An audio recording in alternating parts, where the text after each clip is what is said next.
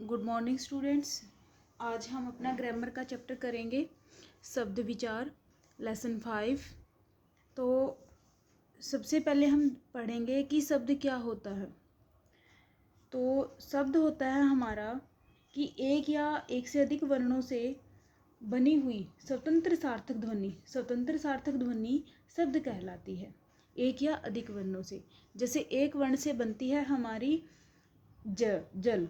जल मान लो जय ले लिया हमने, जैसे जल, तो एक वर्ण से हमारी स्वतंत्र जो सार्थक ध्वनि है उससे बना हमारा शब्द बना जल। तो ये हमारा क्या है, सार्थक शब्द है। और अनेक वर्णों से निर्मित शब्द है जो, जैसे पुस्तक, महल, कलम। तो जैसे कलम है, अनेक वर्ण हो गए, क प्लस म प्लस क प्लस ल प्लस म, तो कलम। तो अनेक वर्णों से निर्मित शब्द, वो हमारी जो इसमें स्वतंत्र सार्थक ध्वनि यूज हुई है वो हमारी क्या कहलाती है, शब्द कहलाती है।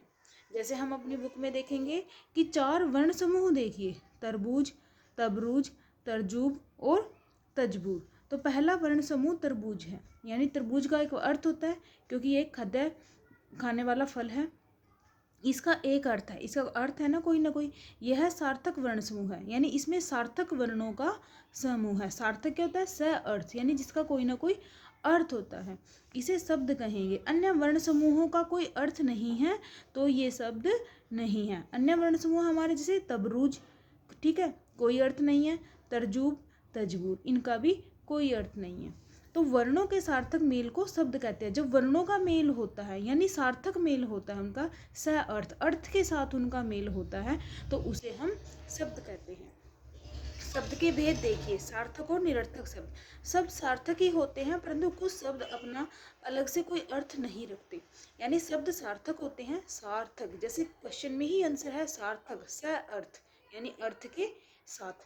परंतु कुछ शब्द अपना अलग से कोई अर्थ नहीं रखते। तो कुछ शब्द होते हैं जो अपना अलग से कोई अर्थ नहीं रखते, वे किसी शब्द के साथ जोड़ा बनाकर प्रयुक्त होते हैं, अलग से उनका कोई मतलब नहीं होता, ठीक है। तो वे किसी शब्द के साथ जोड़ा बनाकर यानी किसी के शब्द के साथ लगकर प्रयुक्त होते हैं, उनका कोई मतलब नहीं होता। वो मतलब कि हमारी जैसे डेली रूटीन में शब्द बोले जाते हैं ना, जैसे चाय वाय लाओ, तो चाय तो हम ला सकते हैं, वाय कहाँ से लाएं, ठीक है। जैसे मिठाई सिठाई, तो मिठाई लेके आ सकते हैं हम, सिठाई कहाँ से लाएं, तो ये क्या है, इनके साथ जोड़ा बनाकर प्रयुक्त किया जाता है लेकिन इनका कोई अर्थ नहीं होता। तो जो हमारा चाय शब्द है ये हमारा सार्थक शब्द है, ठीक है। सार्थक यानी अर्थ के साथ, इसका कोई ना कोई अर्थ होता है। और मिठाई है, इसका भी अर्थ है, ये भी सार्थक शब्द है। और जो चाय के साथ वाय यूज किया है, वाय और सिठाई, वाय और सिठाई ये क्या है, निरर्थक, यानी जिसका कोई अर्थ नहीं होता, यानी जो बिना अर्थ के हैं। निरर्थक का मतलब होता है जो बिना अर्थ के हैं। आगे है, सार्थक शब्दों के अनेक भेद हैं, ये भेद निम्न 4 आधारों पर किए जाते हैं। तो सार्थक शब्दों के भेद देखिए, स्रोत के आधार पर, रचना के आधार पर, प्रयोग के आधार पर, अर्थ के आधार पर। तो स्रोत के आधार पर हमारे जैसे तत्सम शब्द, संस्कृत भाषा के वे शब्द जो ज्यों के त्यों हिंदी में प्रयुक्त किए जाते हैं, यानी जो संस्कृत भाषा के शब्द हैं और ज्यों के त्यों हिंदी में प्रयुक्त किए जाते हैं उन्हें हम तत्सम शब्द कहते हैं। जैसे सर्प, दंत, कर्म, धर्म, ग्रह, मार्ग, पंच, तृण आदि, यानी ये क्या है, ये संस्कृत भाषा के शब्द हैं और हिंदी में प्रयुक्त किए जाते हैं, प्रयोग किए जाते हैं। तत्सम यानी जो संस्कृत के शब्द हैं, सम मीन्स बराबर, यूं के यूं बराबर प्रयुक्त किए जाते हैं, किसमें, हिंदी में, वो है हमारे तत्सम शब्द। आगे है तद्भव शब्द, तत्सम शब्दों से बिगड़कर हिंदी में प्रयुक्त होने वाले शब्द, यानी जो हमारे कुछ शब्द थे, कुछ शब्द हैं या थे जो जिनका मतलब कि जो अपने परिवर्तित रूप में हिंदी में प्रयोग किए जाते हैं, यानी जिनका रूप बदलकर हिंदी में प्रयोग किए जाते हैं, वो कहलाते हैं हमारे तद्भव शब्द। जैसे सांप है, सांप हमारा तत्सम शब्द है बट इसको हिंदी में हम सर्प, सर्प हमारा तत्सम शब्द है लेकिन इसका जो हिंदी में परिवर्तित रूप है वो है हमारा सांप, सांप यूज किया जाता है, सांप वर्ड्स। तो आगे है जैसे दांत, कर्म का काम, ग्रह का घर, ये शब्द क्या, सभी शब्द क्या हमारे तद्भव शब्द हैं। तो स्टूडेंट्स आपने ये इन दोनों में थोड़ा सा ही डिफरेंस है, कोई ज़्यादा डिफरेंस नहीं है। जैसे तत्सम शब्द हैं वे हमारे संस्कृत के शब्द हैं, वो ज्यों के त्यों हिंदी में प्रयुक्त किए जाते हैं। और तद्भव शब्द क्या है, जो हमारे है तो वही वो भी हमारे तद्भव शब्द, लेकिन वो थोड़े परिवर्तित रूप में हिंदी में प्रयुक्त किए जाते हैं, वो हमारे तद्भव शब्द कहलाते हैं। जैसे इन्होंने दो तालिका भी दी हुई है, यहाँ पे दो ये दी हुई हैं तो इन दोनों को आपने पढ़ना है, इनमें आपको अच्छी सी तरह से समझ आ जाएगा तत्सम और तद्भव शब्द। ठीक है, आगे है देशज शब्द। जैसे कि मतलब देशज, क्वेश्चन से ही पता चला, देशज जो देसी शब्द हैं यानी क्षेत्रीय बोलचाल से लिए गए हैं, वे हमारे देसी शब्द कहलाते हैं। जैसे झोपड़ी, झोंपड़ी। ठीक है, आगे है झोला। झोला के लिए वैसे तो आजकल बैग और थैला यूज किया जाता है शब्द, लेकिन एक झोला ये मतलब कि गांव में यूज किया जाने वाला शब्द है, देसी शब्द है देशज। ठीक है, तो ये हमारे देशज शब्द हैं। आगे है विदेशी शब्द। विदेशी यानी जो विदेशी भाषाओं से लिए गए हैं ठीक है, वो हमारे विदेशी शब्द कहलाते हैं। जैसे स्टेशन है, इंग्लिश में आप इंग्लिश भाषा का शब्द है, ये इंग्लिश हमारी विदेशी भाषा है। तो जैसे स्टेशन हम इंग्लिश में यूज करते हैं, कैसे स्पेलिंग आएगी इसकी, जैसे STATION स्टेशन, और हिंदी में भी हम यही लिखते हैं स्टेशन। जैसे स्कूल है, स्कूल को हम इंग्लिश में लिखते हैं SCHOOL, हिंदी में भी हम ऐसे ही लिखते हैं, आधा स फिर कु फिर ल। ठीक है, जैसे मशीन है, तो ये हमारे क्या हैं, विदेशी शब्द हैं। आगे है रचना के आधार पर शब्द भेद। तो रचना के आधार पर जैसे इन्होंने एक डायग्राम दिया है, इसमें इन्होंने इसके 3 भेद किए हैं, कौन कौन से, यौगिक, रूढ़ और योग रूढ़। ये हमारे रचना के आधार पर 3 तरह के शब्द भेद हैं। तो रूढ़ शब्द देखिए, रूढ़ शब्द को सुनने से ही एक मतलब कि वो थोड़ा माइंड में आंसर आ रहा है कि रूढ़ यानी जो मतलब कि थोड़ा रूढ़ है, थोड़ा जिसका कोई वो नहीं है, मतलब कि जो दूसरों के साथ घुल मिल नहीं सकता, थोड़ा रूढ़ है, अलग है दूसरों से वो। तो देखते हैं, जो शब्द हिंदी भाषा में शुरू से किसी विशेष अर्थ के लिए प्रयुक्त होने लगे, जो शब्द हिंदी भाषा में शुरू से किसी विशेष अर्थ के लिए प्रयुक्त होने लगे और टुकड़े करने पर जिनका कोई भी अर्थ नहीं निकलता, वे रूढ़ कहलाते हैं। जैसे इन्होंने दिया है गधा, घोड़ा, कुत्ता, आज, कल, यहाँ, वहाँ, तब, घर, पेड़ आदि। तो हमारे रूढ़ शब्द क्या होते हैं कि एक विशेष अर्थ के लिए प्रयुक्त होते हैं। जैसे घोड़ा है, तो घोड़ा किसी एक जानवर के लिए मतलब कि पशु के लिए प्रयुक्त किया गया है, लेकिन यदि हम घोड़ा शब्द का टुकड़े करते हैं, घो अलग और डा अलग, तो दोनों का कोई अर्थ नहीं निकलता। ठीक है, लेकिन एक ये विशेष अर्थ के लिए जरूर प्रयुक्त है, विशेष के लिए, किसके लिए, पशु के लिए, वैसे इसका टुकड़े करने पर कोई अर्थ नहीं निकलता। तो ये हमारे क्या हैं, रूढ़ शब्द हैं। आगे देखिए, जैसे है यौगिक शब्द।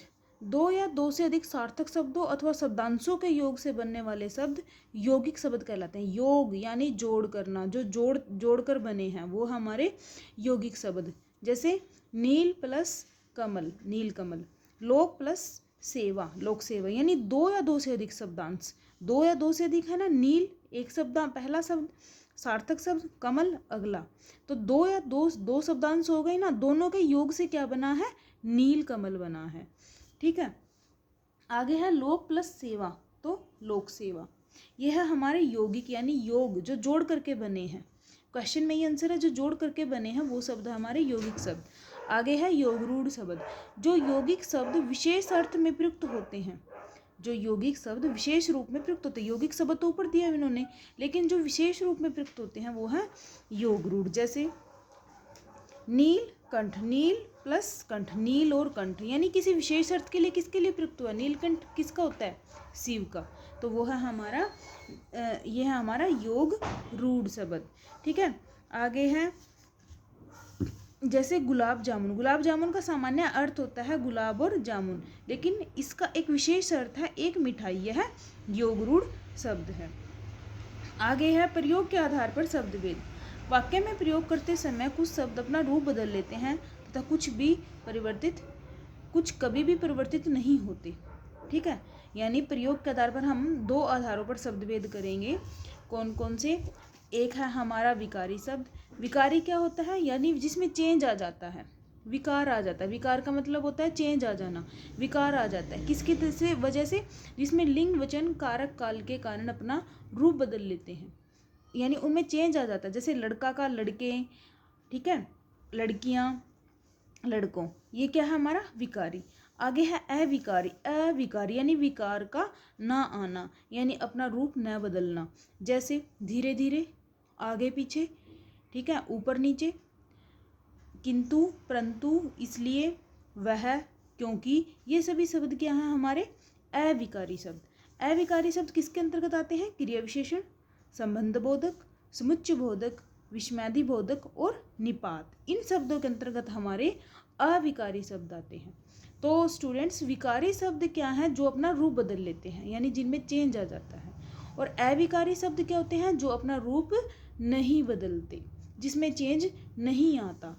ये हम इन्होंने एग्जाम्पल दिए हैं, और भी इसके बहुत सारे एग्जाम्पल हैं। इसलिए, किंतु, परंतु, क्योंकि, वह, ये शब्द हमारे अविकारी शब्द है, क्योंकि इनमें किसी भी लिंग वचन कारक काल के कारण चेंज नहीं आता। आगे है अर्थ के आधार पर शब्द भेद। अर्थ की दृष्टि से शब्द के प्रमुख के भेद 4 हैं। जैसे एकार्थी, यानी क्वेश्चन में ही आंसर, एकार्थी, एक अर्थ होता है जिनका, जैसे कुर्सी, ठीक है। आगे अनेकार्थी, यानी जिनके अनेक अर्थ होते हैं। ये शब्द एक से अधिक अर्थ रखते हैं, जैसे पत्र, पत्ता, चिट्ठी। आगे है पर्यायवाची, ये शब्द समान अर्थ रखते हैं, जैसे समान अर्थ रखने वाले पर्यायवाची में समान अर्थ होते हैं ना, जैसे चंद्र का चांद, चंद्रमा, निशाकर, यानी समान अर्थ है ना इन तीनों के, तो ये हमारे पर्यायवाची। आगे है विलोम, यानी एक दूसरे के बिल्कुल अपोजिट, उल्टा अर्थ रखने वाले, जैसे दिन का रात, सुख का दुख आदि। तो स्टूडेंट्स, ये हमारे मतलब चैप्टर 5 है ग्रामर का शब्द विचार। इसमें हमने शब्द की डेफिनेशन, ठीक है, फिर आगे शत्रोत, इसके भेद हैं जो 4 आधारों पर किए गए हैं, शत्रोत के आधार पर, रचना के आधार पर, प्रयोग के आधार पर, अर्थ के आधार पर। ये सब हमने एक बार आप लोग रीड जरूर करोगे, तभी आपको अच्छी तरह से समझ आ जाएगा। आप हर वीडियो को बिल्कुल अच्छे से सुनोगे, और सुनकर ही और एक बार इसमें रीड करके आपको अच्छे से चैप्टर समझ आ जाएगा।